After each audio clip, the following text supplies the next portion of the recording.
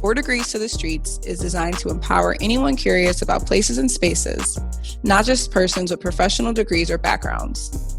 Here we will cover a host of topics, including transportation, health, housing, and the environment through the lens of racism, classism, and sexism, and give listeners the tools they need to overcome institutional barriers. Follow us on Twitter and Instagram at the 4 Degrees Pod, and tune in every other Tuesday where Nimo and Jas keep it 4 degrees to the streets. Hey, everybody. Welcome back to the 4 Degrees to the Streets podcast. I am Jasmine. She is Nemo. And we are here to give you episode 10. That's 5 fingers, 2 times. This is our last episode for season 2. And we're very excited to bring this episode to you. But before I get into the topic, Nemo, how are you doing today? I'm doing well. We're back at by now you guys know our regular Monday meeting time. But I'm doing well. I can't complain. I've been in a good headspace. Excited about these longer days. Like it was 6:00 and I was just standing outside, looking outside the window at the sun. Like, this is beautiful. But how are you doing? I'm doing well. I'm trying to understand the weather. It's snowing, then it's 50, then it's snowing again, then it's raining. But we all know in the Northeast, summer doesn't really start till like June. So I'm just waiting on June. But this episode, like I mentioned, is our last episode. Today we're going to be going over, I'll call them current events happening across the United States in urban planning. We're going to be talking through 2 topics that are kind of near and dear to Nemo and my hearts, and that is transportation and housing. And so the first area that we're going to be looking at is universal basic mobility. Think universal basic income, but transportation. And then the second topic we're going to be focusing on is Amazon, the world's largest retailer. They have just created a fund for affordable housing. So we're going to dig into that as well. Stay tuned for a wonderful episode. Yeah, so I'll go ahead and get us started. Without further ado. Low-key, that actually bothers me when people say that. So I'm mad at myself that I just said it. But we're gonna go ahead and jump into it. So as Jasmine mentioned, the transportation topic that we are covering today is universal basic mobility, or UBM. And this is something that we've seen a lot about in the last year. So we wanted to talk about it. And so what is universal basic mobility?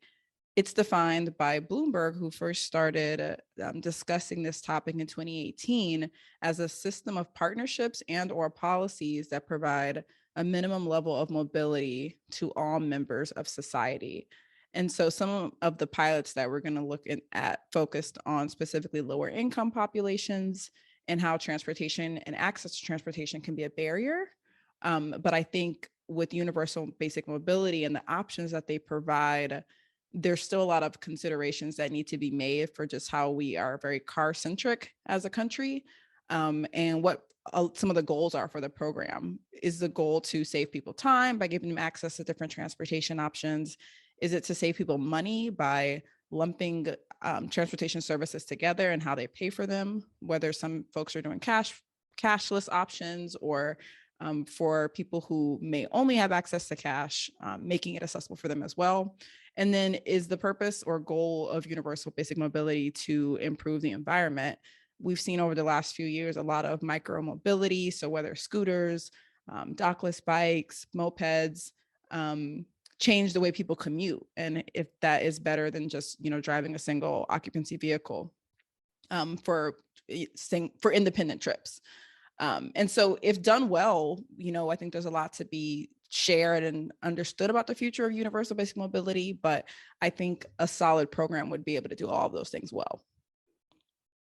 And so we're going to focus on 2 pilots that started in 2021, one in Pittsburgh and one in Oakland.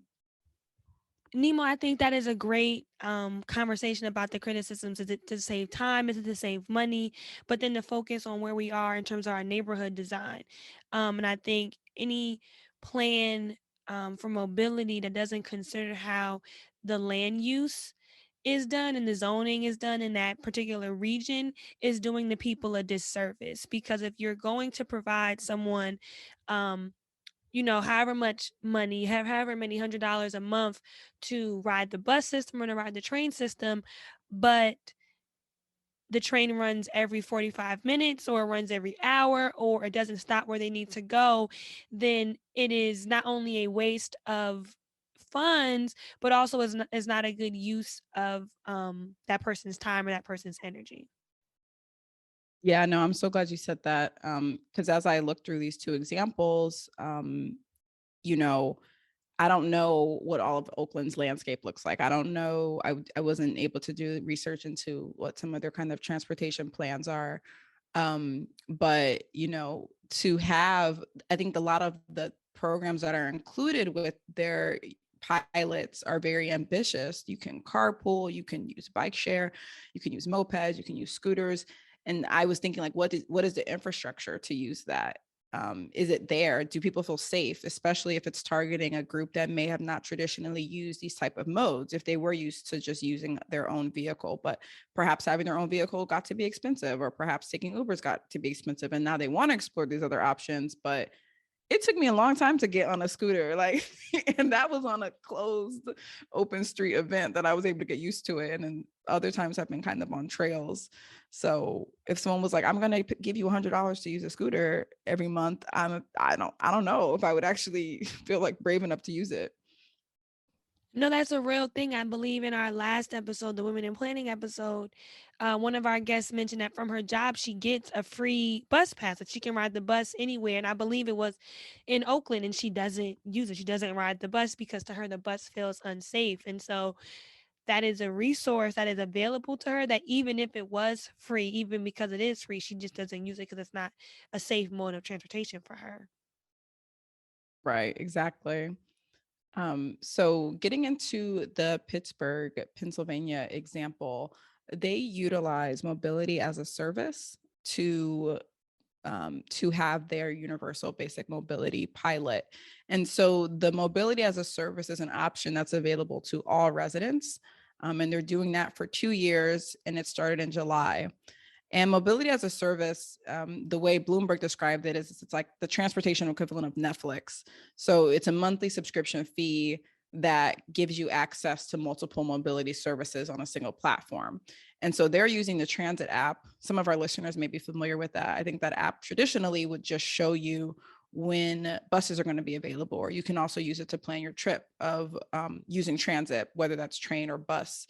That's traditionally how that app worked, but now it's a digital platform where people can use it to book and reserve different modes of transportation. I will note that a successful example of mobility as a service was found in Finland. They have an app called Whim. And so through that app, you can pay $50 a month for a limited service using public transit and bike share and ride sharing, or you can spend $500 per month for a full ride sharing service that would replace your personal car ownership, and then also unlimited options with transit and bike share. So just to think about what the future of that could look like in the US is what they're already doing in Finland. And so Pittsburgh is actually the first in the nation to give access to this level of transportation choices. And it was a collaboration between the Pittsburgh Mobility Collective, and they are working together to provide a lot of those options. And so it includes bike share, bus transit, electric moped, e-scooter, Waze carpool, and Zipcar car sharing. And so, as I mentioned, this is available to all Pittsburgh residents, but there is a side pilot within the program that it was given to 100 lower income individuals to use it as well. And so they have had some success in the program that they've noted, but since it did start last summer, there's still a lot more to be determined about what the success of the program will look like. Can you clarify for me if your subscription, it's a one-time payment for the month and you can use all of those systems on the same, um I'm not going to call it a ticket, but like once you make that payment, you can use Zipcar, you can use Waze, you can use the e-scooters? Yeah, so that was kind of how it works in the Finland example. But for Pittsburgh, I believe you still pay as you use the service. So you would pay individually for your scooter. for your scooter booking, or you would pay individually if you do Zipcar, or you would pay for your specific bike share trip. So I believe it's still separated out and not on a monthly payment option yet. Okay, thanks for clarifying. Yeah, no, that's a good question. Um, and then the other example that we looked at was Oakland, California. So they did things a little bit differently. They did not use a mobility as a service method where you can kind of get all of your options in one place. But they issued prepaid debit cards to 500 participants in East Oakland. And the way that participants had to get access to these funds is they would complete a survey.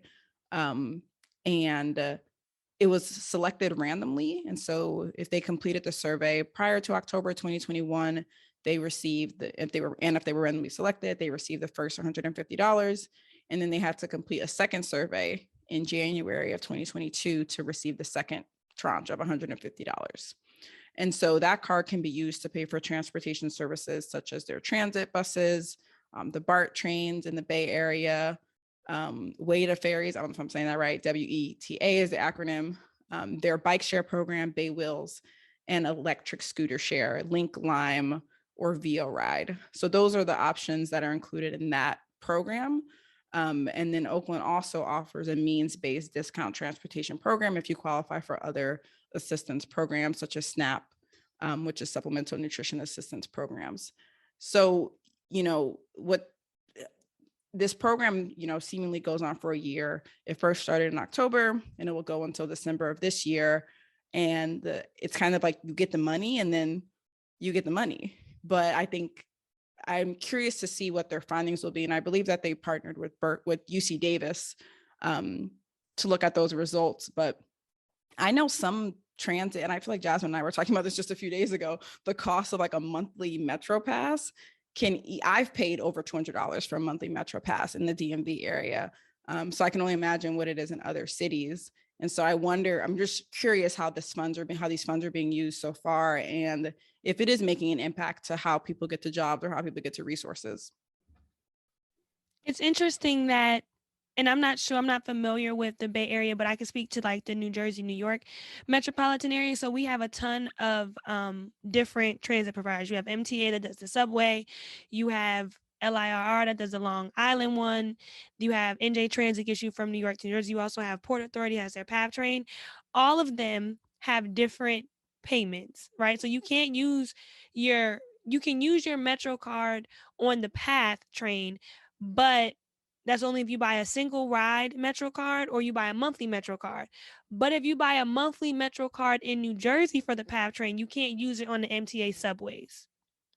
You buy I never knew that. on a monthly NJ Transit train ride, you then don't have access to the MTA system. And so for a commuter from New Jersey, when you get off at 34th Street, everybody doesn't work. Most people don't work by 34th Street. And so you still have to get on the subway. So I think that these are great pilot programs and these will really be helpful, especially to persons of lower incomes. I think another issue related to this is the interconnectedness of the region. And we have to think about regional planning and how even just our payment systems are consistent across the board. I think a lot of that is changing now that people can pay with like Apple Pay at the turnstile, but that also has, age and ability and other income considerations. People don't have debit cards and different things like that. But I think a one card that enables you to move in between different transit providers in your region. Yeah, I wonder if that's part of the reason why. Well, it seems like, in Pittsburgh, they have the option where you can likely just have one method of payment attached to the app, and then you can pay for these services.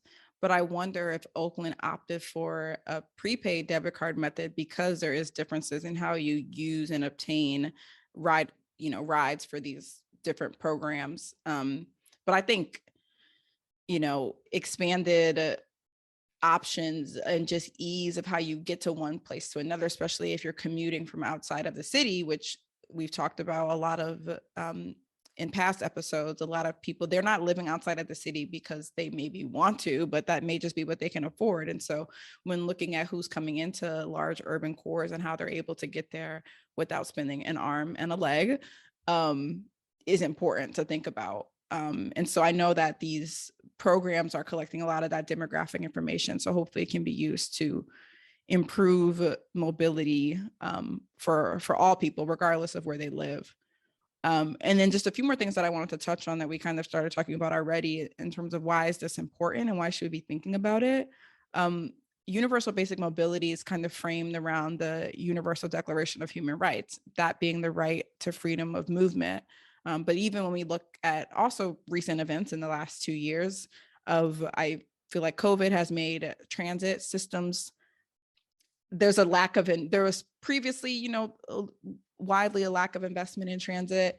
And then now ridership is not the way that it was pre-COVID, which has hurt a lot of transit agencies as well. And then I think with single occupancy vehicles or just traveling in a car alone to get from A to B, there are now other modes of transportation that I mentioned, like micromobility, that are presenting new options and diversifying the technology that we use to get from places. I know a lot of cities still have stationary bike share stations, but that almost feels like it's of the past. Like that was like 10 years ago, we were doing stationary bike share, but now it's all about being able to get a scooter or get a bike wherever you are. And I think also too, thinking about employment and access, I think these types of pilots can make it easier for people to have options to get to work.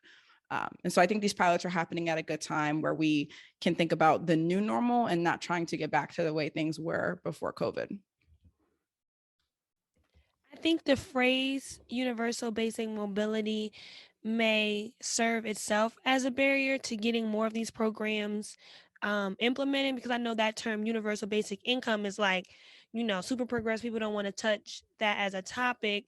And so I think the goal of it, right, is the freedom of movement, freedom of mobility. And so I think any type of program that provides not just financial resource for people to use various transportation modes, but also improves the quality of that experience. That's what we were talking about in terms of the land use, right? What good is the system giving you $300 if, to use all of these non-self-driving modes, when that's the fastest and the cheapest and most efficient way for you to get to work anyway? And so, um, can this be used? We're in an age right now where gas I was is gonna say, can that prepaid card be used at Shell, Exxon, BP? right, because gas is hitting. And if gas, Nemo is having this discussion. We were talking about this before because I was looking into taking the train to go to work, and I realized that the monthly train pass was going to cost me more than I spend monthly on gas. And for me, as someone who studied planning, someone who cares about the environment, that was disheartening because I want to not drive my vehicle. I want to save emissions. I want to, have traffic safety. But it's not cost effective, nor is it efficient. And so while I would love to use a program, driving is still the most efficient method. And so improving transit and other transportation services, especially in communities that have the longest commutes and the lowest and lower incomes, is in itself an effort towards universal basic mobility, because we have to remember that part of the reason why these services are needed are because of the lack of investment in lower income and minority neighborhoods for transit services, bike share systems, and all those things. And so now we have to create a program to make it accessible, but we could just make the services accessible.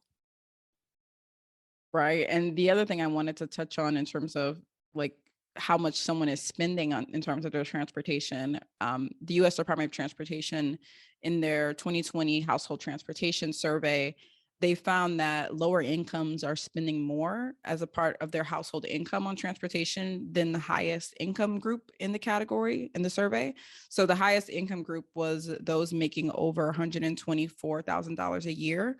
And so everyone making under that was spending more on transportation as a percentage of their total spending, even though some of these households had, or most of the lower income households had less vehicles per household, or even the lowest income group, those making under $24,000, had the highest percentage of a household with no vehicles. they were still spending 15% of their total spending on transportation, whereas the higher income group was spending just 14%. And so every other income group and bracket is spending more on transportation, even if their income is not up to that of someone who's in a higher income bracket.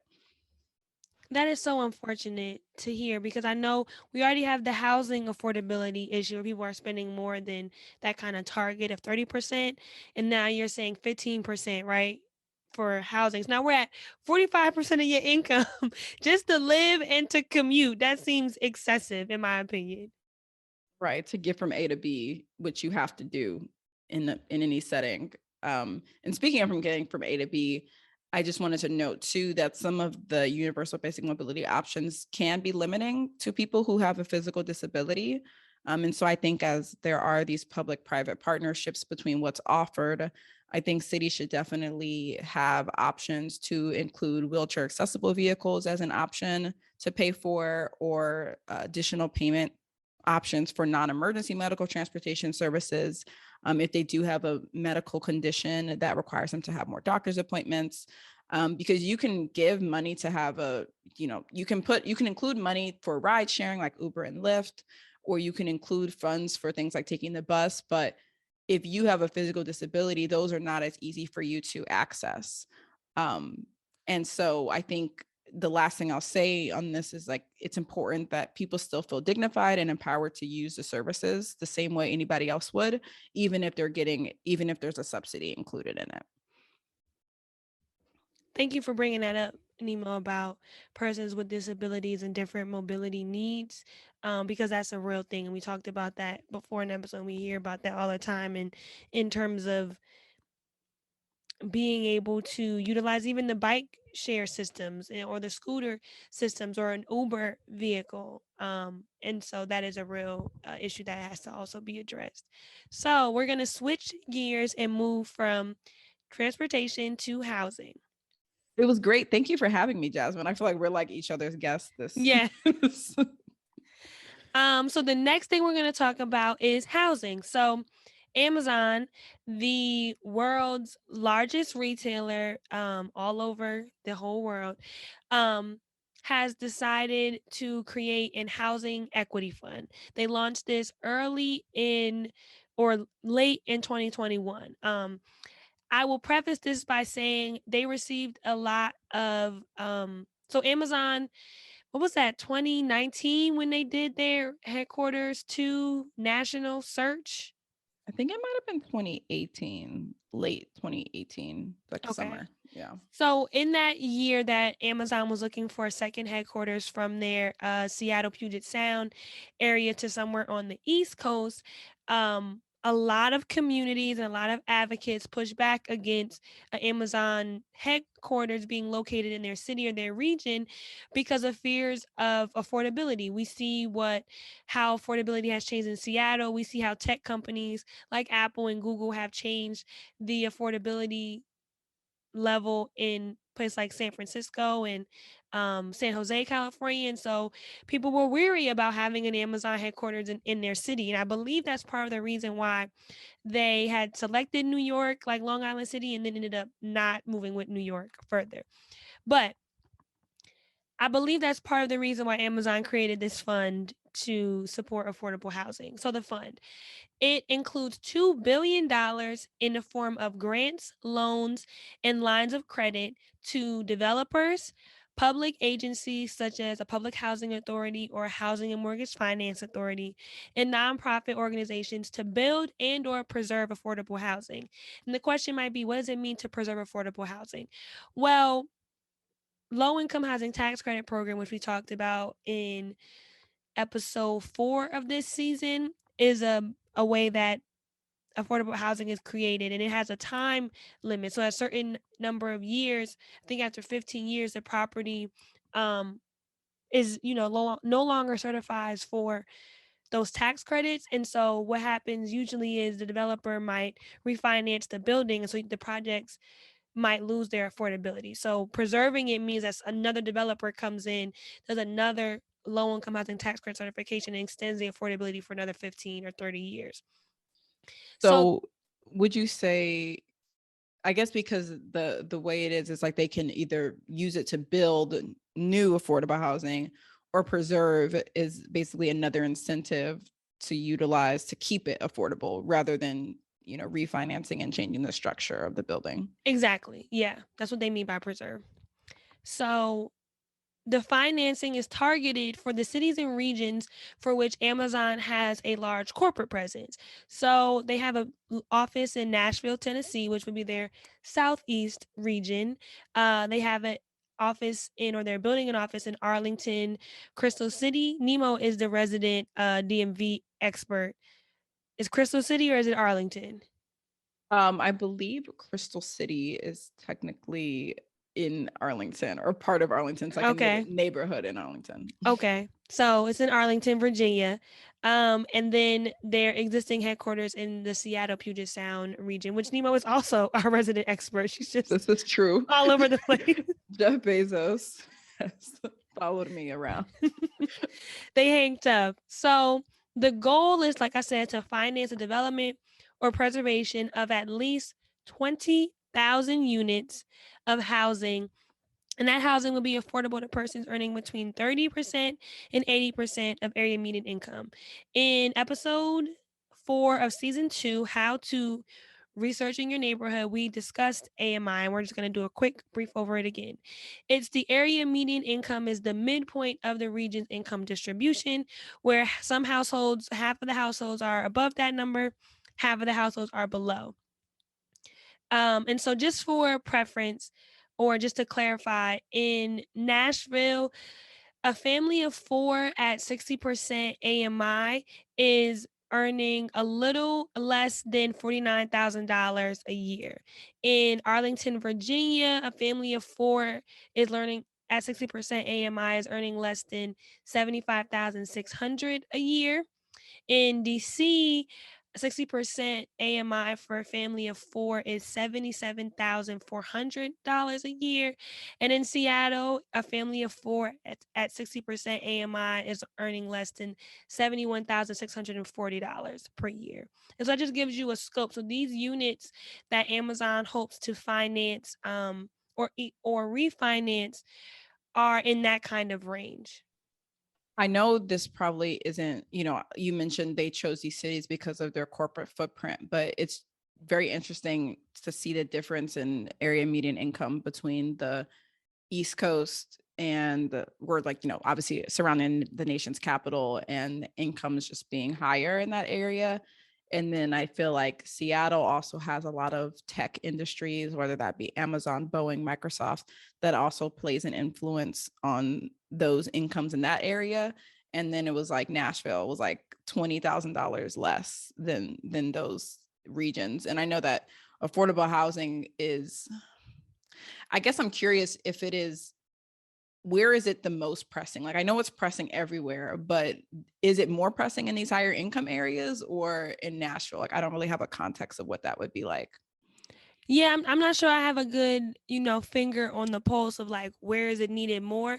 But I will say when I was looking up these numbers, I was thinking of people that I know and like, would they qualify for this? I'm always wondering, are the values too high, if that makes sense? Like, is the 60% AMI, or rather, is it too low? That's what I read. I'm always curious, like, based on the cost of living in this area, right? Because the AMI doesn't take into account cost of living. It only takes into account AMI, the income of the people in your area. It doesn't consider that gas might be $7 a gallon, or that groceries are X number. And so it doesn't account for how money is being distributed. So I'm always curious when I look at these AMI numbers to say, well, what does a family of 4 in Arlington, Virginia, making $75,000 a year, what can they get with that? Nimo is mouthing something to us. What you saying? I just know certain households of 1 who make 60% of AMI for a household of 4. And it's bleak. It's tough, is what I hear. So yeah, I have to agree with you. I think about them being pretty low. Mm-hmm. Yeah, so I'm wondering, like, So what this means though is that if you're a family of 4 and you make $76,000, you make too much for these units. But how different are you than a family making 75, 600? And you're still a family of 4. I think a family of 4 I feel the same way, Nemo. $76,000 for 4 of y'all, and these kids gotta go to school and they gotta eat. I don't know how we gonna how we gonna make it. It just makes me want to deconstruct the this HUD. It's HUD that determines it, right? Yeah, it just makes me And the want to. census, yeah. Yeah, there's a lot of systematic issues with it, and I think even like you just mentioned, the census and HUD, those two massive federal systems intertwining that have so much influence on where people can afford to live. I think another thing, just to harp on AMI one more time, is the number of households below, right? So it takes a median. That doesn't necessarily take into account that, like, yes, it's 50-50, but it doesn't necessarily take into account the need of those other households, right? So if you're a family of 4 and you make 30, but you're competing for one unit against a family of 4 that makes 75, that's a lot of competition, if you understand what I'm saying. And so for that one unit, you have people making anywhere between 20,000 and 75,000 just asking for that one unit. And the question becomes to me, well, who needs it more? And what type of housing are we providing for people at that very low level? So moving on from that discussion, that is the target range of the different regions for which Amazon is targeting. And because this program started in 2021, we have some good examples. And so I will highlight examples from Seattle, Nashville, and Virginia. Nima, let me know your comments on this. And so in Seattle, the fund includes $285 million in financing. In DC, Northern Virginia, it includes $500 million in financing. And in Nashville, it includes $77 million. And so I think, Nemo, to your point, this amount of funding, how it differs by region, is kind of pointing to the need and the cost of building or refinancing housing. That 500 million for DMV is stress. It's giving me stress. Like It's not enough. You don't think it's enough? or just that it's the most like it, that because I think the differences between the AMI in Seattle and the DMV was like $4,000. Like it wasn't that much of a difference, but it's almost double the amount. They're doubling the amount of financing. And I don't know if that's potentially based on population. I don't have like the Seattle metropolitan region population in my head right now compared to what the DMV population is. Or even land area too, I think would be interesting to see how they determine those numbers. So those are the options. Yeah, I was curious about that as well in terms of how did they arrive at these numbers? And that was something I was not able to find. I will say that one of the directors of this fund is a DC native. And she used to work in the DC area in their housing space. So she is at least familiar with the area and its needs. And so in Nashville in particular, Amazon donated $2.25 million to the Housing Fund. Now, the Housing Fund is a nonprofit organization which lends financing to the development of affordable housing in the Nashville area. So they themselves are not a developer.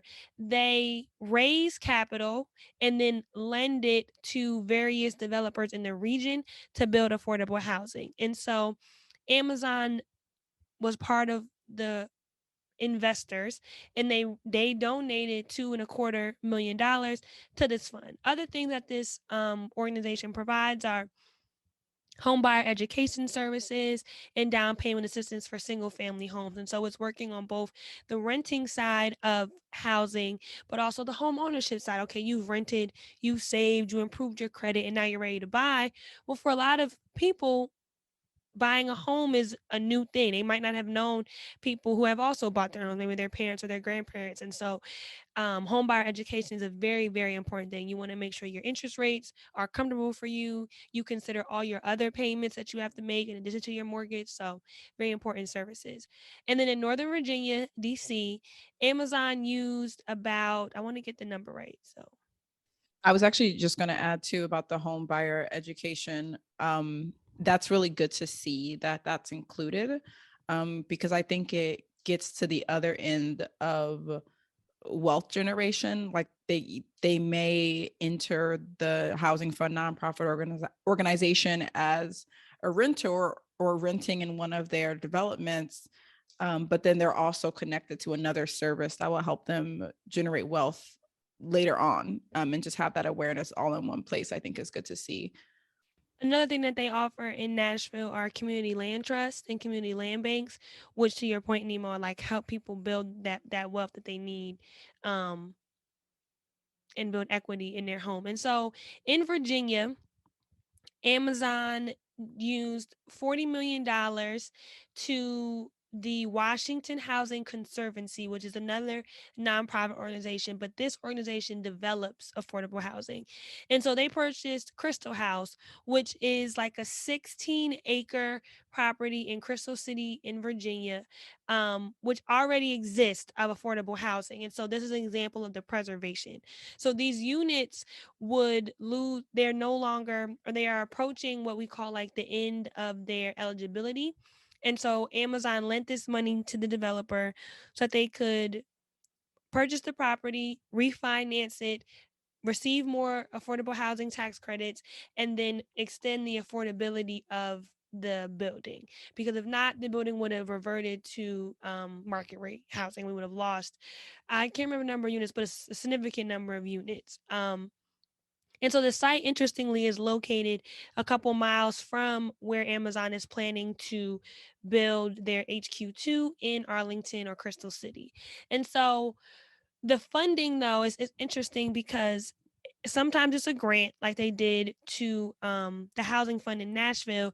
But for this housing conservancy, because they are a developer, they lent them this money, but they lend it to them. See, going to get a $40 million loan from Bank of America or from Wells Fargo, like Wells Fargo's in the news right now, it's very difficult to do. But so Amazon was able to offer them lesser underwriting criteria, a better interest rate, better loan borrowing terms, and When you different. say we, when you say we, you mean Black folk?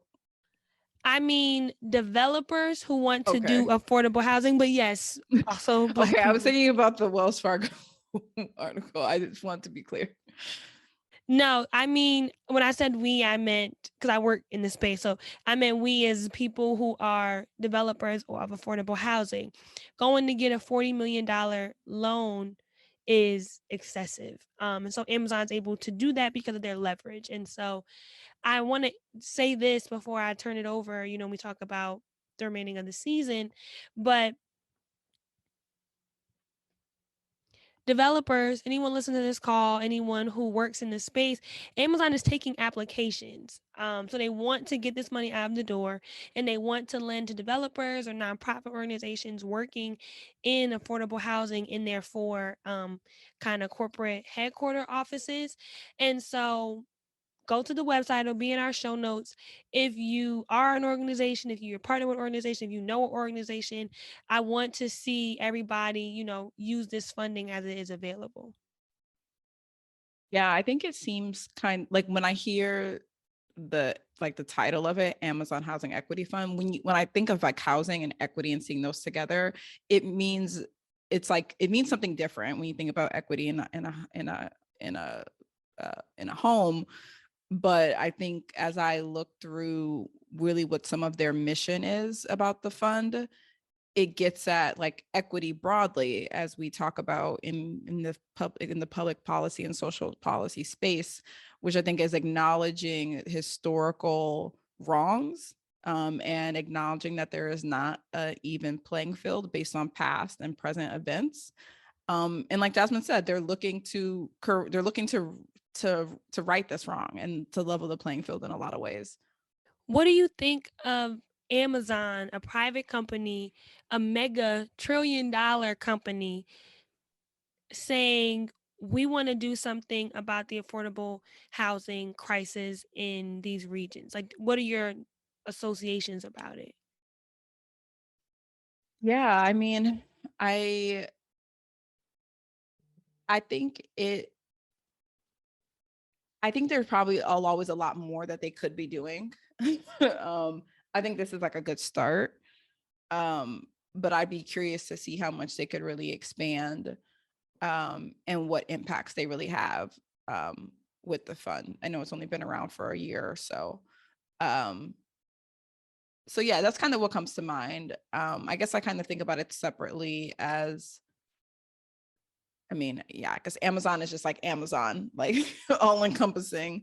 So My first thought was about the criticism they received when they were doing this search. Towns were throwing so much money at them to put their headquarters in their office. And in the planning space, I'm like, why are you, just like we had the sports episode, it was like literally a sports stadium, but a headquarters. That was my first thought. But I think it's a good charge. I love philanthropy, corporate social responsibility is like a really important thing. And I think corporations that have a big footprint in a place have some level of responsibility to improving that neighborhood and at least, not causing any harm. I'm always curious, I know, right? So these are where their headquarters offices are, but they have warehouse offices everywhere that you could think of. right, right. And so I'm curious about, could their warehouse workers afford to live in these areas? Warehouses are usually at the fringes of cities, and so they're more in like first ring or inner ring suburbs. But like even those places are affordable, and so I know Amazon pays for what I would consider relatively where I believe in this area you can get like 18 or so dollars an hour, but I don't believe that that's enough. If you're doing a 40-hour shift there or in a week, I don't know if that's even enough to rent an apartment here. And so that's what I thought of as well. Is like, are you taking care of your house before you take care of the world? Yeah, no, I think those are great questions. And maybe maybe we do a like a workforce episode next season. I think that would be interesting to explore what sorts of things are available for their employees and their massive workforce.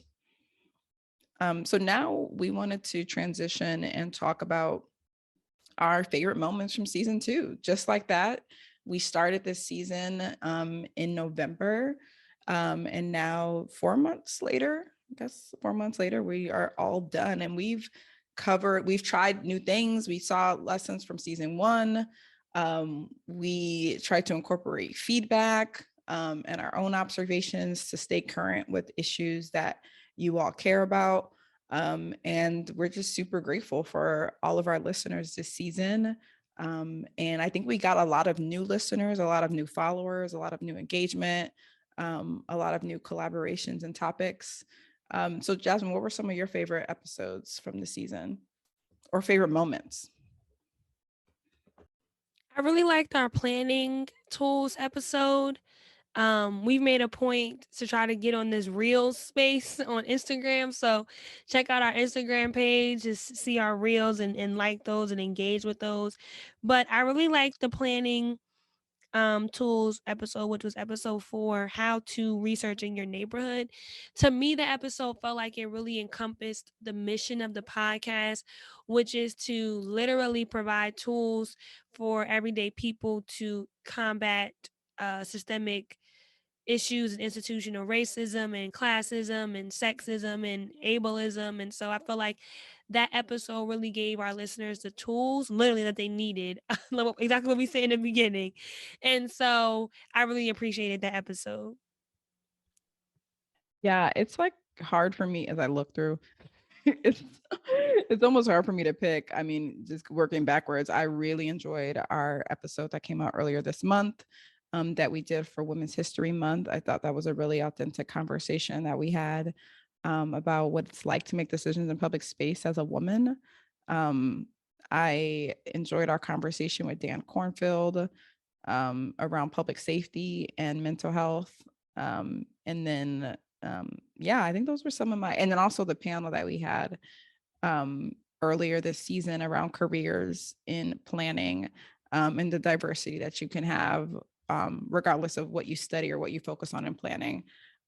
So I know I didn't choose one, but those were some of my those were some of my favorites. I literally can't think of one episode that like didn't, strike something or make me think about um, something differently as we did our research or had conversations. And so I hope it was able to spark the same light bulb for all of our listeners too. And so we will be taking a break from dropping episodes every other Tuesday, but we will still be here. We hope to remain active on Instagram and on Twitter. So please, if you see any articles, you see any issues, retweet them to us, DM us. Oh, we have our newsletter. How do they join the newsletter, Nemo? Yeah. So in the show notes, you can click the link that says join or subscribe. And then you can also, in our social media bios, you can click our link tree to subscribe that way as well. So we will also be reaching out to those folks as well as we take a break until next fall or this coming fall. We will be back in fall. For my Northeast people, that's early winter. And yeah, we'll talk, Nemo. I know, I'm like, you can keep listening to us every other Tuesday, but we're gonna wrap it up now. Oh, wow. We don't have to say our ending. Okay. Well, I'm omitting it today. peace out, y'all.